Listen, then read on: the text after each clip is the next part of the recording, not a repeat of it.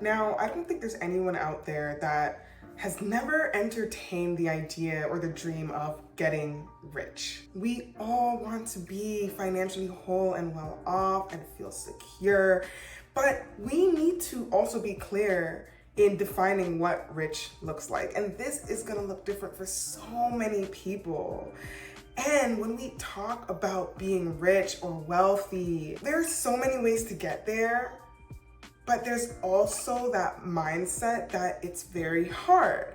And so I want to squash some of these limiting beliefs and some of these lies that we've been told about what it takes to build long-term wealth and the lie around getting rich quick, because I don't really think it's an actual thing. But it doesn't necessarily mean that wealth is not attainable to you. So why do I feel like I have the authority to speak on this? Well, I am a wealth coach. I've been a wealth coach for 3 years. And a lot of what I've learned has just been through my own personal experience and journey with paying off debt, building up my savings and investments. I paid off around $30,000 in debt and have built up over a $40,000 investment fund. All of this pre-COVID and continuing as a wealth coach and continuing to grow and build wealth as I go. So thanks for being on my channel. I drop a new video, which is usually every Thursday, around wealth building and improving our overall well-being. Now, first lie is becoming rich will make you happy. I wanted to preface through using this main point, because there are so many studies out there that are kind of showing conflicting information, but we do know that happiness based on our income is relative up until a certain point. So yes, of course, if you don't have enough money to meet your basic needs, you're probably not going to be that happy, and that makes perfect sense. But what happens when you do have all your needs met? How much more money do you necessarily need? And so there have been certain studies that have shown, $200,000, $150,000. Now, of course, we have to adjust for inflation, and this slightly changes every couple of years, but a little bit over the 100,000 to 200,000 mark is really the sweet spot. Anything over that excessively, if you're making $500,000 a year, $1 million, $1 billion a year, that doesn't necessarily mean you're going to be any more well off. So you are well off to the point where all your basic needs are met, and anything excessive of that amount, of that sweet spot, there's always going to be that peak and then where it falls off. So there's going to be a fall off after a certain point. So I think that we shouldn't really be focusing on the number per se, but what does it look like to be resourceful to you? Being rich doesn't necessarily get rid of and eliminate all the other problems that you have in your life. If you don't know how to establish good relationships with people, you're not good at communicating with others, and in doing so, you have a lot of failed relationships in your family, in your romantic life, when it comes to keeping friends. If you're someone that doesn't know what your purpose is in life and you're constantly hopping from job to job, or you feel constantly unfulfilled with whatever you are working on or towards, having more money is not going to fix that, because the focus of money is to help you feel more resourced, not to fix your love life, not to fix your physical health in that sense where maybe you want to lose weight. It is not going to help in the areas where money isn't necessarily closely tied. And there is a way for money to superficially make you feel as if your needs are being met, your emotional, mental, spiritual needs, intellectual needs, social needs are being met, but they might not be as genuine. So, for example, you can buy love. You can buy women expensive things so that they'll like you. You can buy friends things, flex on people, show them I have the big mansion, I have the yacht, so that people will like you and admire you. But are they liking you and admiring you and loving you for you or for what you have? And so I think there needs to be that distinction between what does rich look like to you and why do you value it so much? Is rich being able to purchase material things to flex on others so that they like you? Or is being rich a flex because you feel emotionally whole? You know that your family is eating well, they're well resourced, you can send your kids to school, you have a hefty savings in case of an emergency. Like, really looking at the intention as to why you want to be rich and what that looks like. Because if you are superficially trying to use money to improve some of the other areas of your life, it might come back to bite you. It's not genuine, and it actually might lead to this grandiose form of insecurity, because in order to keep up with that validation, you have to continuously keep on pouring more and more and more money into these false ideals as to what it takes to be loved and to be desired, which should have nothing to do with your possessions or how much money you have, and who you are and how you show up for this world and how you choose to be of service to others. So a really great example of this is, like, I cannot understand for the life of me. I don't understand for the life of me certain men, rappers, celebrities, influential men who flaunt having lots of money. And this is an insecurity because for some reason, you know, in hindsight, that maybe someone might not like you for you, and so you hide behind the money. And so a lot of rappers or influential celebrities, they will flaunt wealth, and girls will flock to them for the wrong reasons. And then they complain. Like, when I see, like, videos of, like, you know, men holding stacks, you know, rappers holding stacks of cash and, like, throwing lots of cash on women, like, to me, it's like, if you send a girl a picture of you having lots of money, what is the message that you are sending them? And then these are the same men who are complaining that women only want them for their money. And I'm like, well, duh. Like, look at how you were moving. And like every kind of gender, I feel like, does this in their own way. They flex out of insecurity. You know, women, we do it by maybe showing off our bodies, wearing a lot of makeup, trying to look the prettiest, going through all these even dangerous procedures like BBLs to attract a certain type of individual that is not gonna like you for you. So it's very confusing to me. And I'm not gonna judge, because I at one point focused a lot on some of the aesthetics and things that I felt like I needed to do to look pretty to attract the opposite sex. But then when I realized I was getting the wrong type of attention from the wrong types of men, I had to really evaluate how I was showing up, right? So I feel like sometimes we have to be careful, because people who fit this kind of stereotype have a hard time finding healthy relationships and stable relationships or trusting friendship circles. If you are a man who's constantly flashing money and attracting the wrong types of women, you are going to have a harder time to find someone who's really genuine, because the way that you appear to be is not who you really want to be. And so it's ingenuine. So when I say superficial, yes, money can fix a lot of things. Yes, money can buy you all the clothes that you want and the mansions and the woman or the validation from friends and peers, but is that the best way to go about it? So we need to be mindful of that. And I think at the end of the day, the aim is to be financially secure as a means to extend comfort into all the other areas of your life in a genuine way, in a way that's going to improve life for not only yourself, but the others that are also involved, and in ways that are not manipulative, in ways that allow you to be authentic, to show up as your authentic self. Money is an extension of what you already are. So if you are someone who doesn't love your life outside of money, having more money doesn't necessarily mean it's going to change anything. It will change your financial situation for sure, but it doesn't necessarily mean, as I said before, that it's going to fix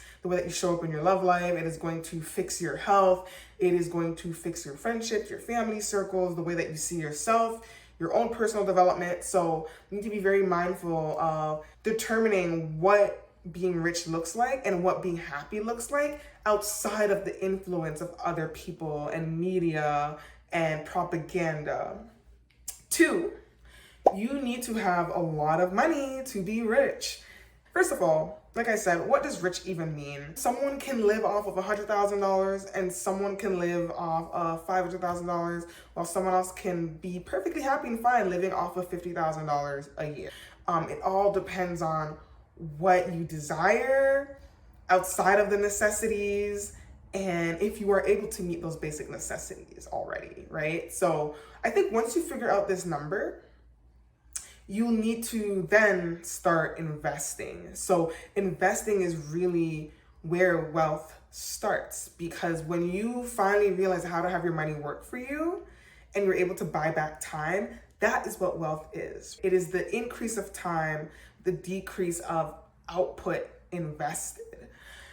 And the way that you can do this is through investing your money in different assets and vehicles that appreciate over time. But I think a big barrier that people have is thinking, I need to have lots and lots of money to start investing in order to build this wealth. And what I say is start small. Yes, it may feel like you need to have a big paying job and be putting thousands and thousands of dollars away every month in order to get rich. But really, you can start small. Start with where you're at. If you can only invest $50 a month, eventually you can ramp that up to $100 to $200 to $500 a month to $1,000 a month. This is a long-term game. People think building wealth is all about having this get rich quick story where millions of dollars drop in your hands, as if you just won a lottery. And that's really the only way you can get rich, whether you were born into wealth, so someone already had a lot of that money that they're able to give to you, or you just came into a lot of money because of a lucky opportunity or situation. But for most people, it takes time. It's over a lifetime that they've slowly put money away into an investment vehicle, and you have that money work for you. So no, you don't need to be rich already in order to be rich and to stay rich.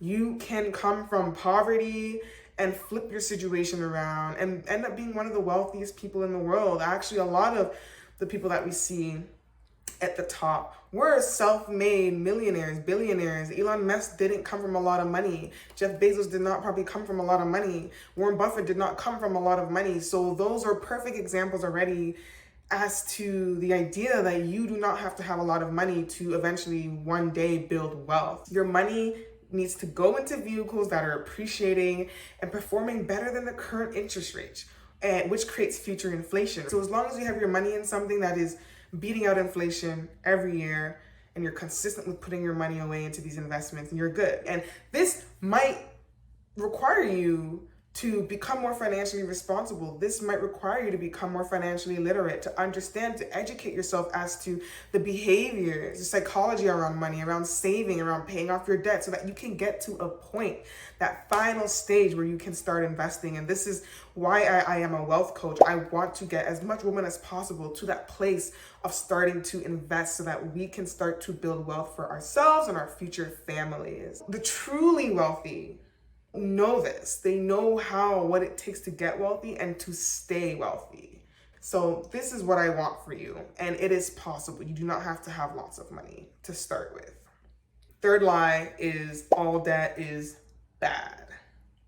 So sometimes debt can be leveraged to increase your buying power and solidify future income from assets down the road. So an example of this is going to university. I went to university with the idea and the conception that if I take on this debt up front, by the end of my 4 years, I will end up with a degree that will help me to get a great paying job that will help me to pay off this debt within the next 1 to 5 years. And that is how most people approach sometimes loans and debt. And that is why I don't necessarily think all debt is bad, because sometimes it is an ends to a mean.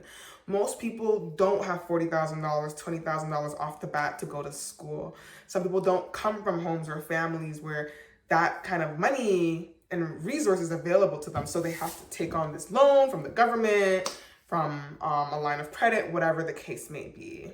The only risk to taking on debt, so not only do you take on debt through going to school, some people take on a debt to start a business. Some people take on debts in terms of getting a car so they can get to their work, etc.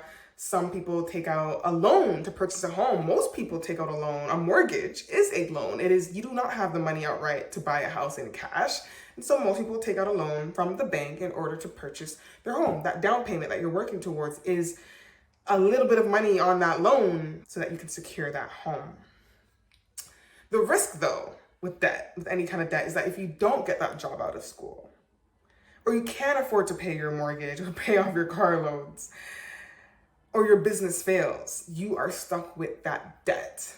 So this is why most people say, some people argue that all debt is bad, because at the end of the day, there's no real guarantee that going to school and getting a job will help you pay off that debt. Some people graduate university and never get the job of their dreams and what they want, right?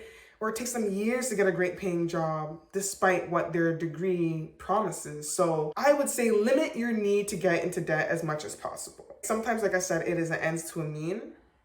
I know for myself, I took on a $13,000 debt to buy my car right out of graduating from university because I wanted a brand new car that maybe didn't come with the maintenance fees of an older car and things breaking down. I didn't want to have to stress about that. So I wanted a brand new car, but obviously it costed more.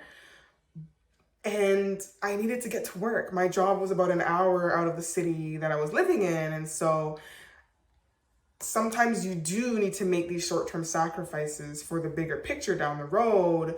But I had a timeline. I had a plan. I wasn't going to take on this car loan and never pay it off. I had a plan that with this job I was going to work at, I would pay down that car loan as fast as possible. And actually, I made a video on this that you can watch on how I paid off $30,000 in debt within 3 years. And I used some of those strategies. So limit your need to acquire debt or find ways to have someone to cover that debt for you. So example, for a home, what would be smart is to purchase a home with the idea that you are going to rent out a portion of it, because that way someone else is paying your mortgage. I know it sounds a bit grimy, but that's what it is. We live in a capitalistic world, and if you are going to take out a loan, we need to be smart about it. So actually, Ramit Sethi, who's a popular finance guru, talks about this. He's super controversial because he believes that owning a home is one of the worst investments you can actually make. Contrary to popular belief, where everyone raves about, having that American dream, that goal towards owning a home, and, owning a home is one of the best investments because the value on your home is going to appreciate over your lifespan over a couple of years. And there are a lot of hidden costs that people don't see when it comes to purchasing a home. But I think purchasing a home is a really good investment if you are either buying it in cash or you have someone paying your mortgage for you. So things to think about: if you are going to go into debt, have a timeline as to how soon you are going to pay it off and how you can guarantee that you are going to be able to pay it off. It's very hard to guarantee things in life because life is very unpredictable, but you want to put yourself into the best case scenario possible. So don't just jump into taking loans. Don't just jump into taking on debt. Of course, when it comes to credit card debt, that is a debt that I consider bad debt if it is not really an investment, a really good investment in your future self. If it is something that is like a non-necessity, if you are using your credit card to travel, if you're using your credit card to get your hair, your nails done, and not paying it on time, or you don't necessarily have the money available to you, but using your credit card to live this lifestyle of luxury, that is definitely not a healthy relationship with your money, with debt. And we definitely need to revisit how you approach debt and see if you can make some positive shifts into whether you need to repay your debt, whether you need to be just more less impulsive as to the type of debts that you get yourself into.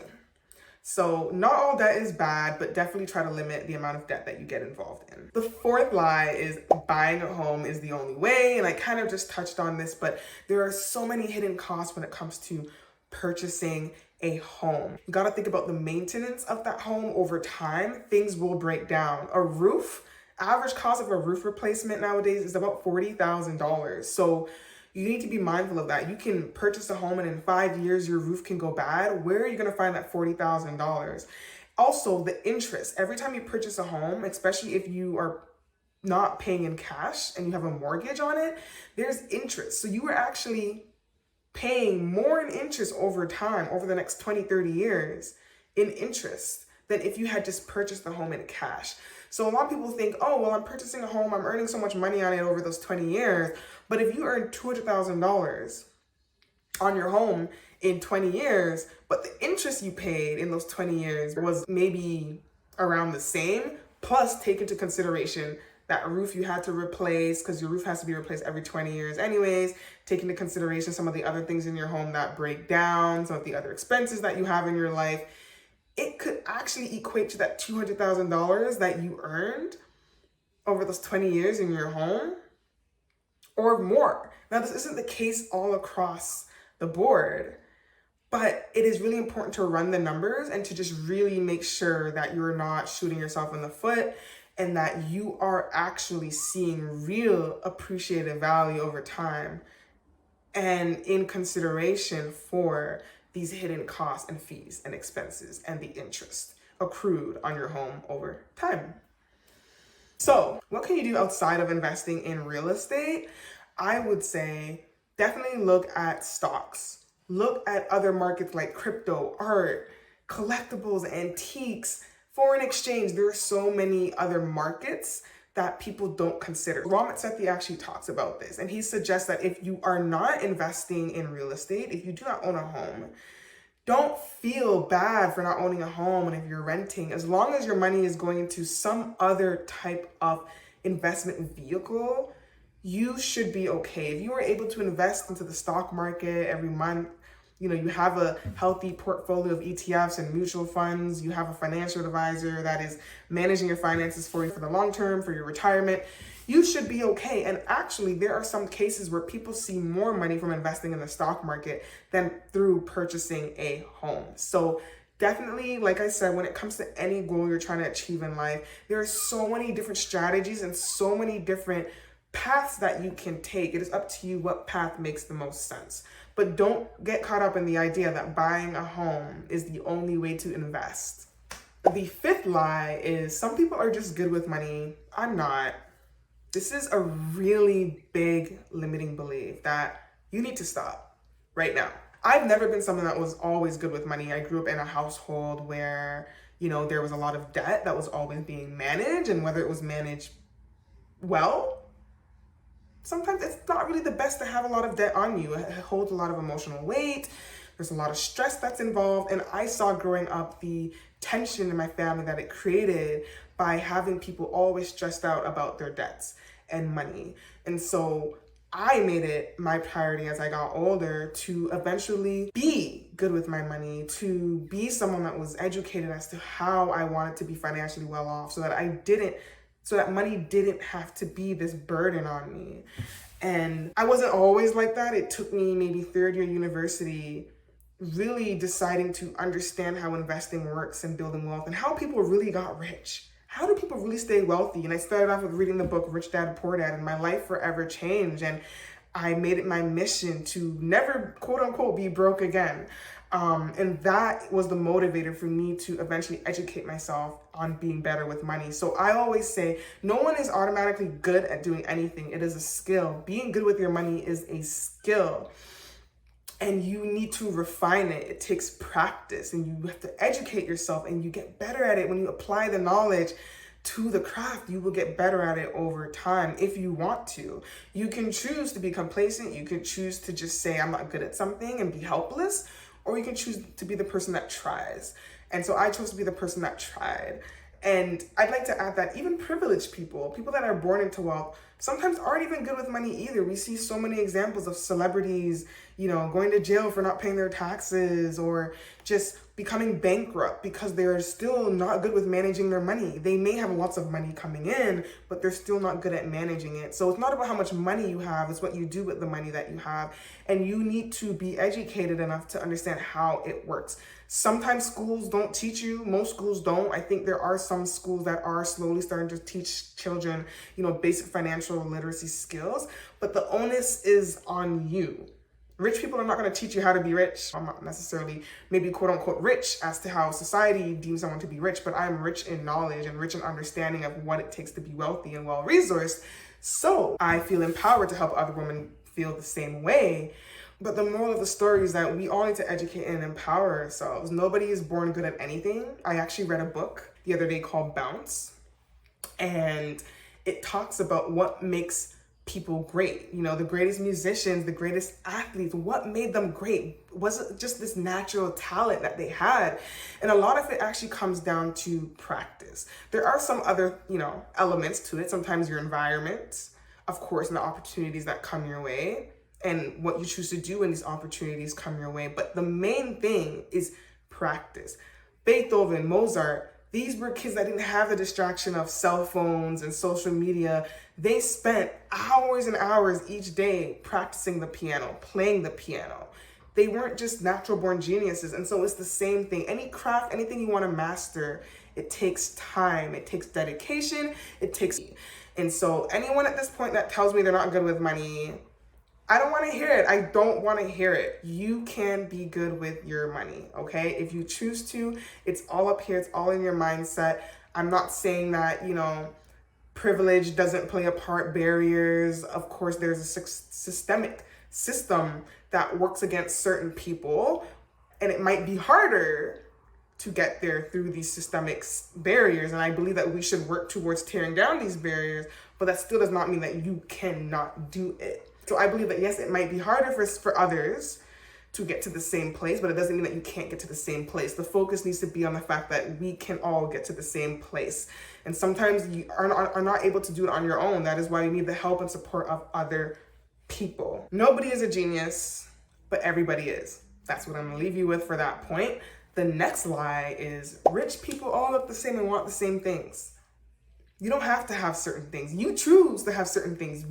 Society has this idea that rich people all value superficial materialistic things, and that's not necessarily true. And the examples of this is, you may be walking by a celebrity right now on the street. You may have walked by someone today that had a lot of wealth and a lot of money, and you did not know because they weren't wearing designer clothes or flashing a sporty car. They look like everyday people like you and me. And so I think we also need to not get caught up in the trap of what media and propaganda tells us what rich looks like. Rich is defined by not only even just your money. I talk about this when it comes to wealth. It is more than just the money you have in your bank account. It's the way that you show up and treat others.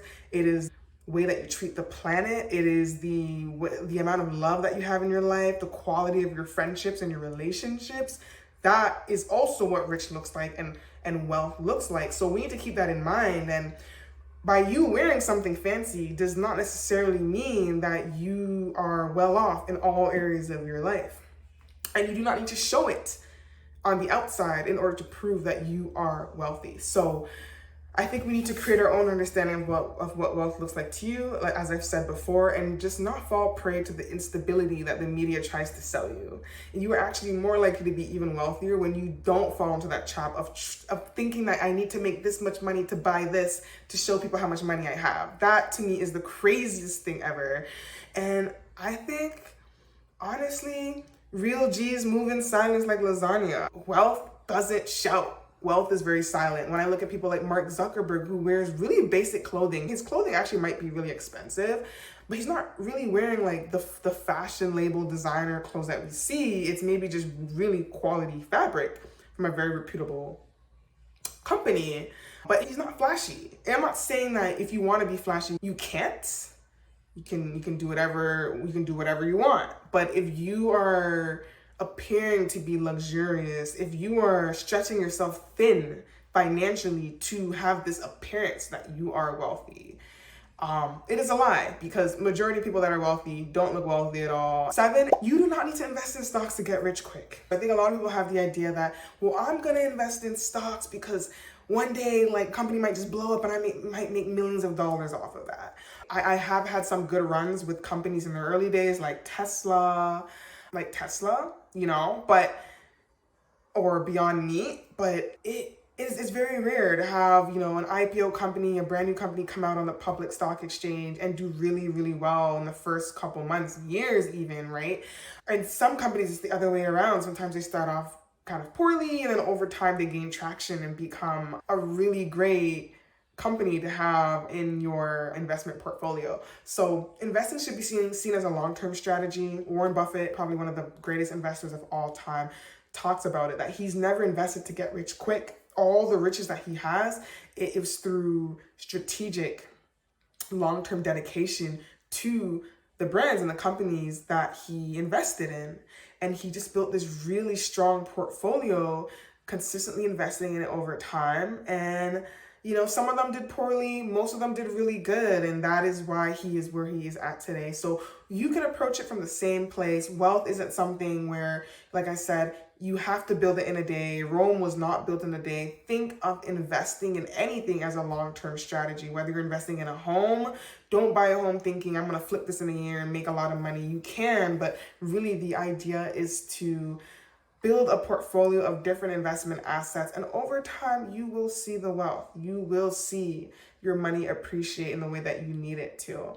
Any goal worth having most likely is not going to land in your lap. And it takes time. It takes, the co-creation of the universe. The energetics has to be there. The desire has to be there. But it also takes work. Nothing is going to just come to you like that. That is why we're here on this earth, right? It is a journey. It is this lifetime journey of working towards things, failing, succeeding, and doing it all over again. So don't be hard on yourself, and don't go into investing in anything thinking you're going to make money right away. Because if you do, you might make a lot of impulsive decisions that actually might create adverse situations and scenarios, okay? So there are a lot of horror stories of people investing in the stock market. They don't know what they're doing, and then they have to sell their homes. I don't want you to be in that situation, because you go into it being greedy. You go into it this mindset that I'm going to get rich quick by investing in stocks or purchasing a home, etc. Be very mindful of the intention. Why do you want to get rich quick so fast? At the end of the day, what is most important is to feel financially resourced and have just enough or more than enough to get by. Any excessive amount of money is great, but we don't need to put ourselves into disastrous situations to get there. And the last lie is that hard work breeds success. And I know I just said that things take work, things take time, you need to put the effort in, but the effort shouldn't also be super draining, and it shouldn't be setting you back. If you notice that you are working super hard and you're still not seeing the result, you might need to redefine what hard work is. So hard work definitely creates opportunities for success, but smart work is going to get you there in less time and with more ease. I know many people who are working 2, 3, 4 jobs and still find themselves in the same position. So if you're not changing your behaviors around how you wisely spend your money, if you're not changing your behaviors around how you budget, if you're not applying the skills and the foundations and the knowledge towards having a healthier relationship with your money, nothing is necessarily going to change. You can go from $50,000 a year to making $100,000 a year and still getting by, because you decide to upgrade your lifestyle. And now you have to continuously keep up with the Jonesies. This is why there are so many celebrities they have a lot of money, but they're still in a lot of debt. They have to keep up with this certain type of lifestyle. And they place this pressure on themselves to work so hard to keep up with a certain lifestyle. So what I say is, hard work, yes, can breed success if it's done intentionally and mindfully, while learning ways to increase your income, but making sure that you minimize your expenses as much as possible. We want to increase your net worth. We're not just focused on increasing our income. Our income increases, but our expenses and our spending should not increase to the same rate with it if you want to increase your net worth. So these are things that people need to understand. Learn how to stack instead of learning how to recycle. Stop recycling jobs, expecting the same outcome. It's time to stack. Master one income source and move on to other forms of earning an income. Eventually, you want to have incomes that are passive, that are making money for you when you're not there, and using this extra income to build wealth, to put it into different investment vehicles and grow it over time. So these are the 8 lies that you've been told about building wealth and getting rich quick. I'm not going to say there's no such thing. Things happen, but don't make decisions betting on you're going to get rich today and millions of dollars are going to drop in your lap today. It takes time. It takes consistent effort. It takes really understanding who you are, what you value, and not chasing after lofty financial goals because society tells you those are lofty goals you have to chase after. Some of the goals that I have are building a really good emergency fund. Just in case there are emergencies, I have something to pull from. Eventually, I want to purchase a home just so I have that sense of having my own sacred space. But if I'm going to purchase a home, I want to make sure that I can purchase it either in cash, I can put a lot of money down, or that I can find someone who can help split the mortgage with me to lower the burden on me to pay those monthly payments and to pay that interest on a home. I'm also someone that, for example, I love to travel.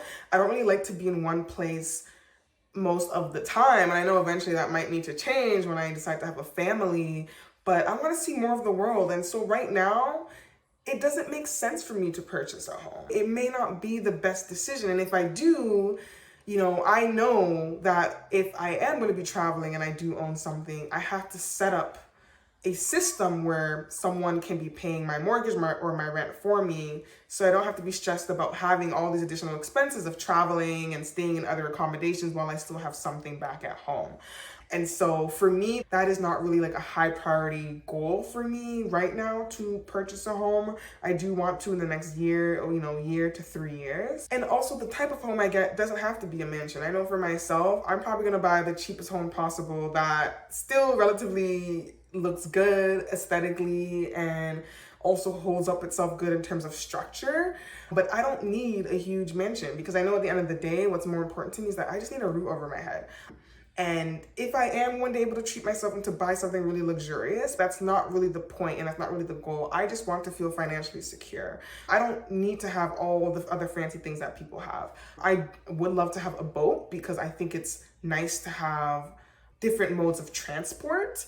And I love being near bodies of water. It doesn't have to be a yacht, no, but I would love to have a boat. If I want to take my family camping and going on trips, that is something I definitely would want down the road. But these are all desires. They're not really needs, they're wants. And I don't have to have them. It would be nice to have them, but at the end of the day, what's more important to me is that I can put food on the table and I have a roof over my head and I can afford those two. And anything else is really a blessing at this point. So I think you need to figure out for yourself what is really important. Is it the validation of others? And that is why you feel like you need to purchase certain things? Is it to just feel financially secure and know that if there's an emergency, you can pull from a savings? Really determine what that looks like to you. And I'm not trying to dictate to people how to live their lives, but at the end of the day, the focus is on what feels good to you, and not feels good to you because society tells you that's what should make you feel good, but what really makes you feel good? What is really important here? And that is something to keep in mind when we think about some of the 8 lies that you've been told. You are capable of building wealth. You are capable of being good with your money and managing it confidently and feeling financially whole and secure and resilient, because there will be times when you might have money mishaps, but you know how to bounce back with the knowledge in hand. And if you want to learn more, continue to watch some more of my videos. Don't forget to like and subscribe and share with me in the comments below some of these lies that you've maybe have been caught up in the past. Maybe there's another lie that you feel like you've been told that I haven't explored in this video, and I would love to hear your thoughts in the comments below. Reach out to me if you do want to work further on some of your wealth building goals. I'm the girl for you, and I'll see you in another video. Bye.